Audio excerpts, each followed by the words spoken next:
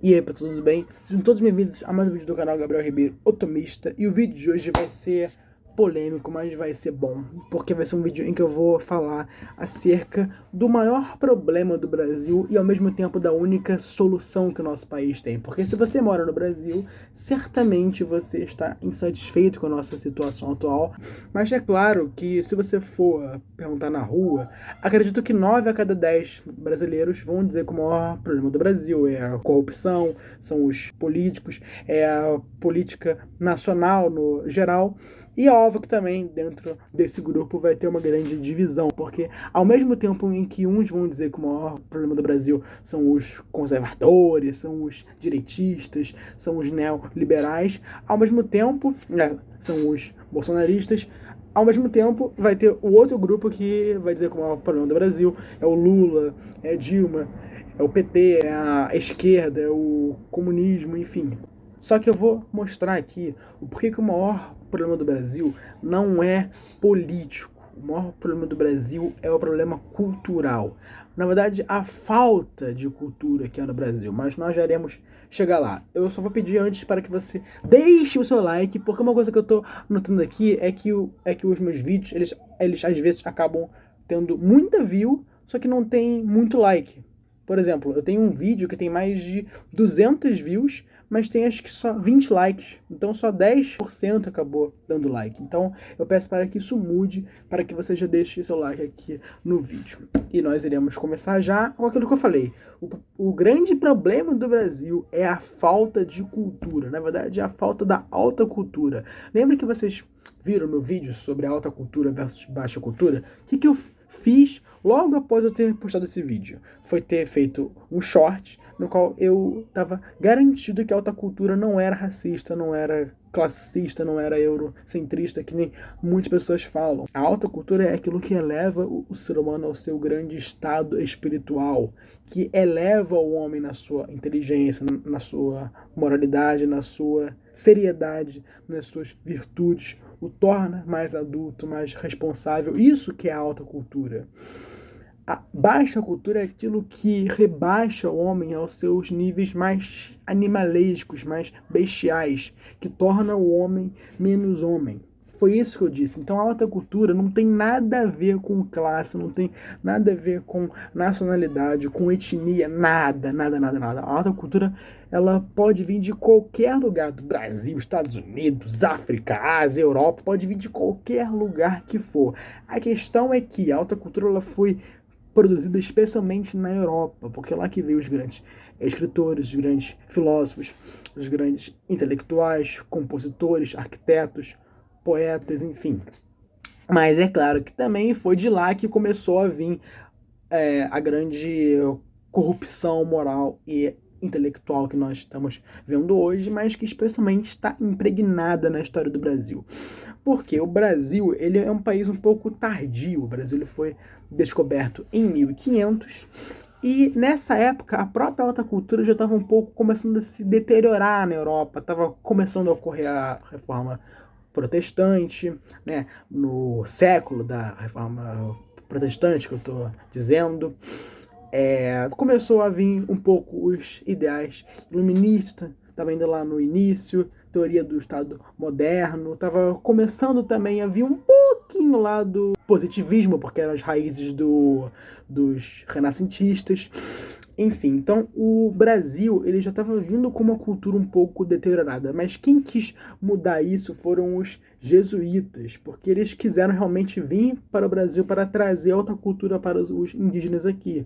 Então eles quiseram cristianizar o Brasil, mostrar a música clássica, mostrar a literatura, mostrar, enfim, todos os grandes filósofos, a herança do nosso passado humano, a herança dos grandes intelectuais, das grandes ideias, do desenvolvimento do status quaestiones que estava ocorrendo no mundo. Então eles quiseram realmente criar o Brasil como uma grande nação. Só que desde que os jesuítas foram expulsos do Brasil pelo Marquês de Pombal, a alta cultura ficou muito fraca no Brasil. É claro também que que ela ainda existia. Por exemplo, ao mesmo tempo em que aqui no Brasil o iluminismo e o positivismo eram sim muito fortes, e também os ideais republicanos, ao mesmo tempo muitos elementos da alta cultura começaram a ser importados para cá. Então, por exemplo, o barroco, a arquitetura gótica, vieram muito para cá. Inclusive, a própria monarquia do Brasil, que ela é amada por muitas pessoas, mesmo ela não chega aos pés do que foi a monarquia no medievo. Se você for comparar Dom Pedro II, que é talvez o melhor governante da história do Brasil, mesmo ele não chega perto dos líderes católicos da Europa do século XI, XII e XIII. Não chega aos pés. Mesmo se você for ver o próprio imperador Carlos Magno, ele foi um líder muito maior do que Dom Pedro II. Muito, muito maior. Muito, muito, muito, muito. Mas mesmo assim, o Dom Pedro foi sim um grande líder. Ele era sim um homem muito erudito, ele era sim um homem intelectual, mas isso não impede dele ser sim um homem que ele tinha ideais muito iluministas, ele flertava com a maçonaria. Ele próprio admitia que ele tinha um coração brasileiro, mas que ele tinha uma cabeça francesa. E, na época, quem estava prevalecendo na França eram os ideais liberais, que era o pós-revolução, né? Então, assim, a alta cultura existia no Brasil, só que ela era muito fraca, era uma coisa realmente que era bem, bem, bem básica, não chegava aos pés da cultura que estava muito em forte no Brasil, que era a cultura liberal, a cultura republicana.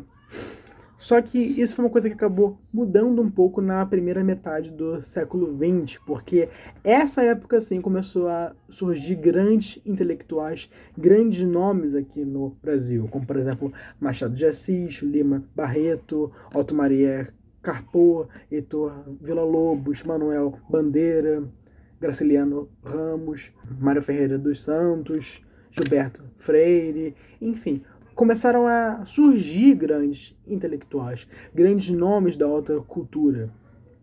Só que, mesmo assim, eles eram sim escassos, e eles eram muito perseguidos em seu tempo. Era uma coisa inacreditável. Se vocês forem ler a história do Lima Barreto, meu Deus do céu, o tanto que esse homem sofreu de perseguição, uma coisa inacreditável, é um crime. Olha o que fizeram com o Mário Ferreira dos Santos, o maior gênio da história do Brasil. O brasileiro mais inteligente e mais sábio de todos os tempos foi completamente caçado e excluído. Fizeram de tudo para esquecer o Mário Ferreira dos Santos. Ele que é um dos maiores filósofos da história.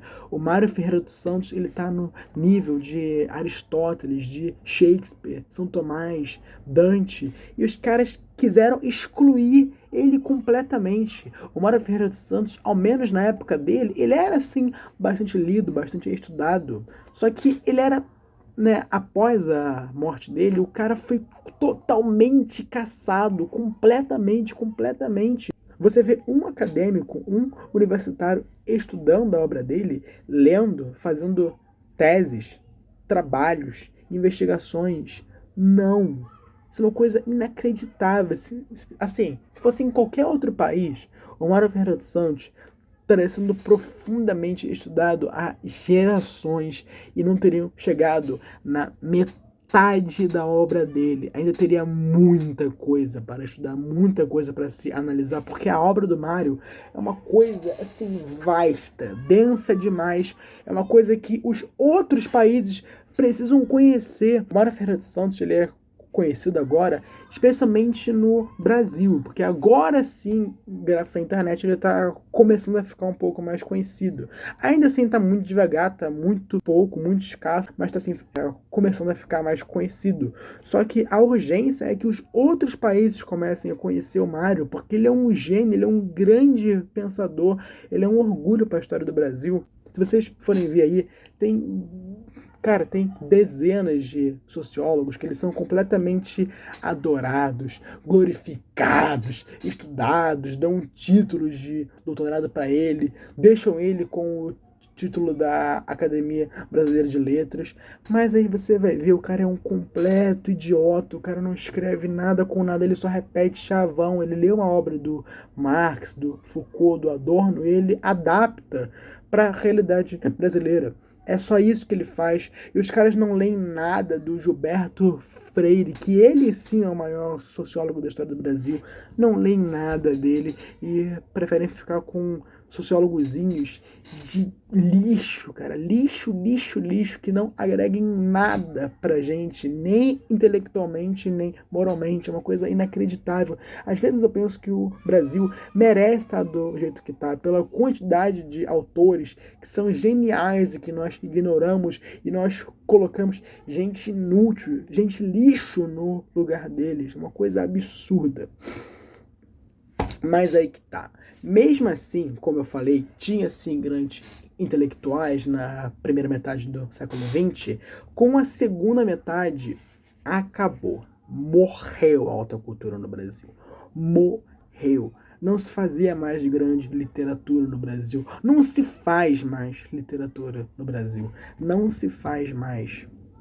É uma coisa absurda, porque isso é uma coisa que começou a se fortificar, especialmente no governo do PT. Porque no governo do PT começou a ter a ideia, começou a crescer a ideia de que a alta cultura era uma coisa racista, era uma coisa que devia ser ignorada, excluída, substituída pela cultura africana e indígena. Se você for ver aí esses trabalhos de escola e de universidade, da grande mídia, fazem de tudo para colocar a cultura indígena e africana no lugar da alta cultura. Porque eles falam que a alta cultura ela é exclusivamente europeia e que, graças a isso, ela é racista, ela é classista.